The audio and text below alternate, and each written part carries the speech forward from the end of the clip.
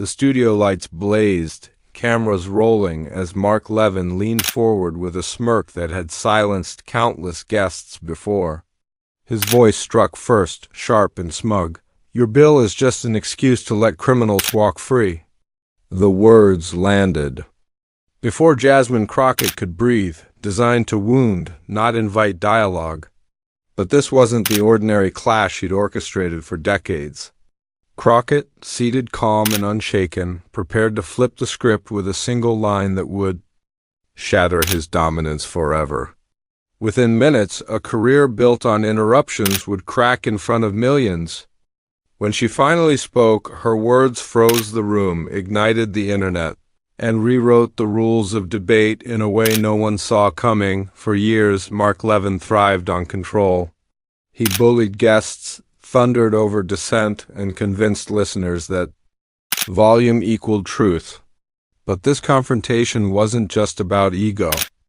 America itself was split open, wrestling with justice, policing, and the meaning of accountability. Crockett's appearance carried more weight than another talk show spat it symbolized, whose voices get silenced and whose voices get heard. The stakes weren't just political, they were cultural. Would another woman of color be shouted down on national airwaves? Or would she push back? The question hovered. Then the interruptions grew harsher, the insults sharper, and the tension so thick that viewers leaned in. What happened next would shift not just a debate, but the conversation across the country. Mark Levin had built an empire from outrage.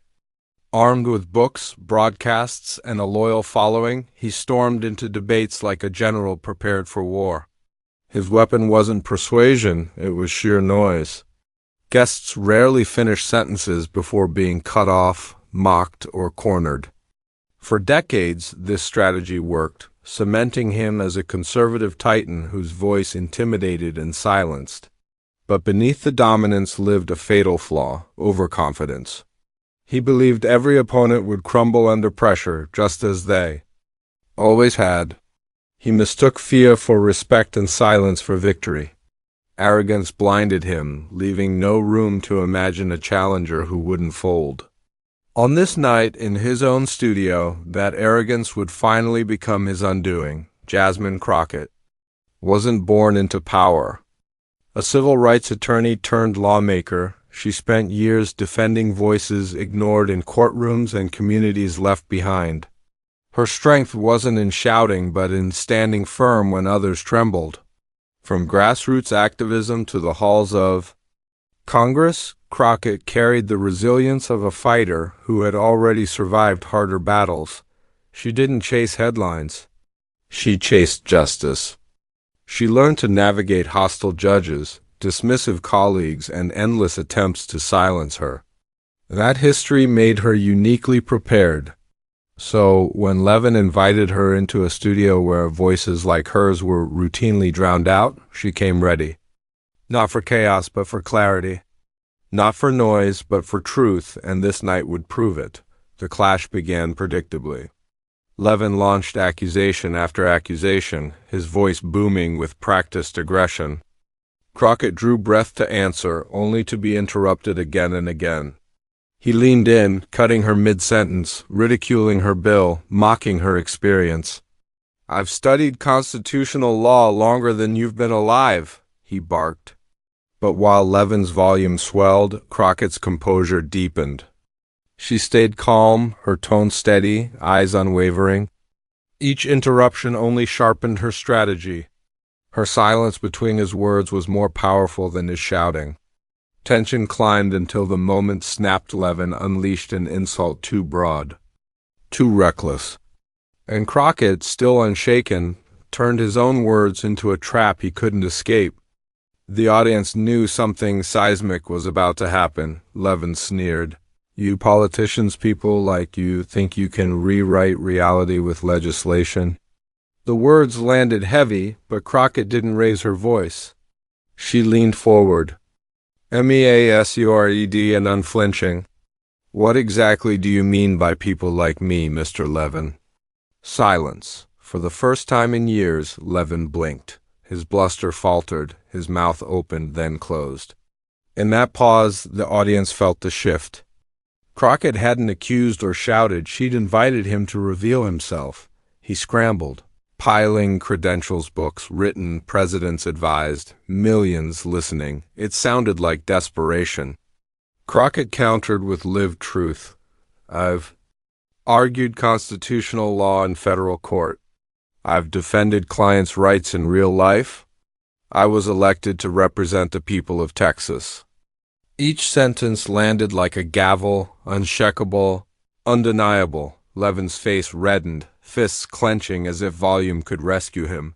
Finally, he stood and pointed, his voice cracking with rage. You are out of line? Crockett didn't flinch. Calm, grounded, she whispered the three words that shattered him. You're leaving, sir. The room collapsed into stunned silence. No shouting, no chaos, just stillness. The king of conservative talk radio, dethroned not by noise but by poise. Crockett stood, removed her mic with deliberate grace, and walked out, leaving behind a host stripped of power and an audience that would never forget. The clip hit the internet like a lightning strike. Within minutes, hashtags trended. Hashtag Crockett method. Hashtag radio bully exposed. Hashtag you relieving. TikTok reels looped the moment in slow motion, zooming in on Levin's stunned silence. Twitter threads dissected every word, every pause. Instagram reels turned. Crockett's whisper into a rallying cry for anyone ever silenced. Commentators called it the end of an era. Late-night hosts replayed Levin's frozen expression to laughter and applause. Students in communication classes broke down her strategy as a masterclass in restraint. Activists and politicians cited the moment as proof that calm strength could cut deeper than aggression. Celebrities added fuel, resharing clips with captions like, "This is how you handle a bully?" Others quietly acknowledged Levin had finally met his match. Crockett's social following tripled in days. Speaking invitations poured in. Most importantly, her police accountability bill, once ignored, suddenly gained bipartisan momentum. As co-sponsors lined up, meanwhile, Levin's empire cracked. Advertisers backed away, guests canceled, ratings dipped. Internally, his team urged him to rethink the tone, but the damage was permanent. His brand, once untouchable, now carried a scar that no spin could erase. One viral moment had undone years of bluster. For decades, Levin wielded volume like a weapon. Now, silence had turned it back against him. In that studio, Crockett proved something bigger than any debate point. Power isn't measured by who talks the loudest, but by who stays grounded when the storm hits. She reframed the confrontation into a lesson. Dignity outweighs dominance. Civility outlasts hostility, and truth doesn't need to shout. Viewers left reminded that real strength is calm, not chaos. The message rippled far beyond politics. It became a universal truth for anyone facing a bully. Courage is quiet. Presence is powerful. And sometimes the softest words carry the heaviest weight. Crockett walked away with respect.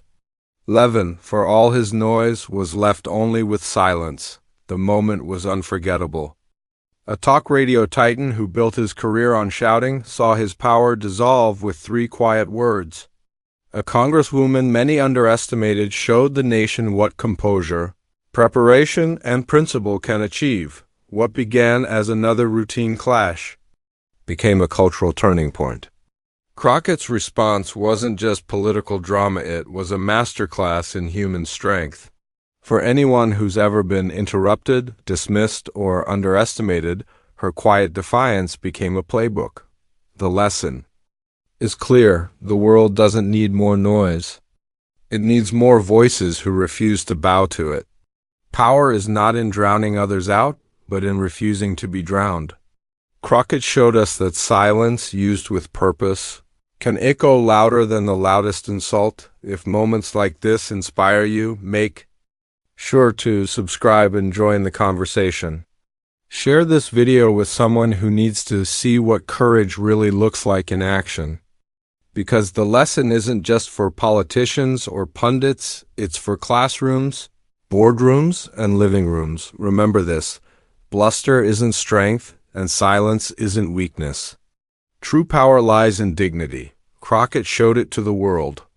Now it's our turn to carry it forward.